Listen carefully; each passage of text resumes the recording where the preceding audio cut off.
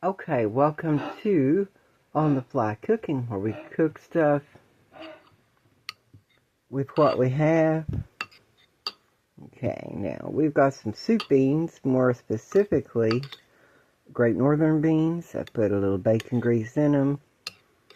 We put a little bit of oil in them vegetable oil in them because we didn't have any.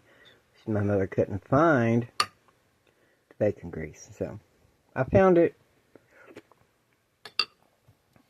Put some salt in there. Don't have any pepper.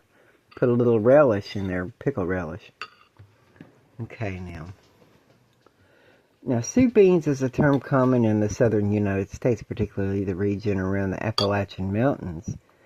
Soup beans are usually served with cornbread greens such as boiled cabbage, cauliflower, sauerkraut, or sausage, potatoes stewed or fried, and may be topped with raw onion or ramps. So soup beans are considered a main course, but also served as a side dish. In rural areas where food was scarce during the winter, those dried beans were a staple food.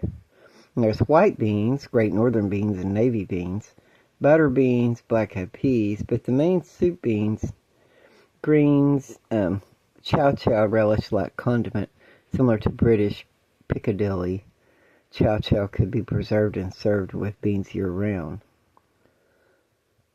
You can eat them with salmon patties, or anything like that. So that's kind of what that is.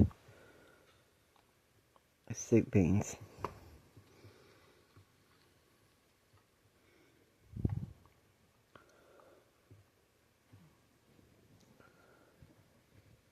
Yeah, so all of these, you can see it. So I grew up with soup beans, and that's just one thing I grew up with. I never thought about the history. Now, just a little bit of education about the stuff, not just, they're good in the, let's see, that's what they are. Because in the cold winter months, you could find, that could be stored easily, especially back in the pioneer days. And people would serve the soup beans every week, And so, traditional Kentucky meals. So it's kind of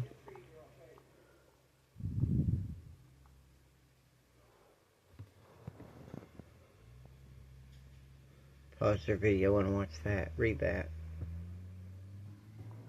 The new settlers learned mountain survival and farming techniques for planting and cultivating crops such as corn and squash from the Native American Cherokee. Homesteaders in the Cumberland Gap were separated from civilization by the high mountains, so they lived relatively isolated and learned to live a rugged lifestyle, becoming self-sufficient. They were dependent on hunting, foraging, and growing their own food. And so, and seeds from the garden were saved for next year. So the hardy breed of homesteaders are known amongst themselves mountain people. And so for those people, farming was difficult, and they faced dry and rocky terrain. And they raised hogs and stuff like that. So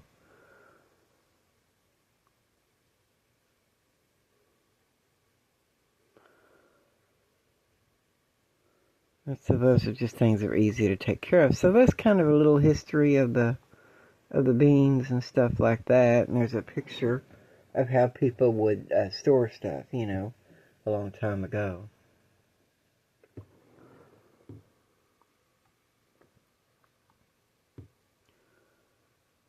And it's a cheap protein food, basically. And so perhaps,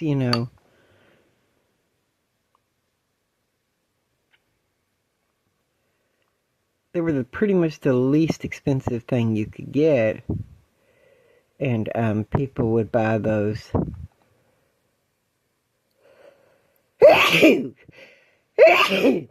Excuse me. 25-pound and even 40-pound bags. I'm going to keep sneezing, and so I'm going to let you go. Basically, you could get them in big bags. I think I'd love to have a big 40-pound bag of soup beans, of pinto beans. It's great to cook them and eat them. So, and on cold winter days, it's easy to take care of those. So we'll see you on the next one. Bye-bye.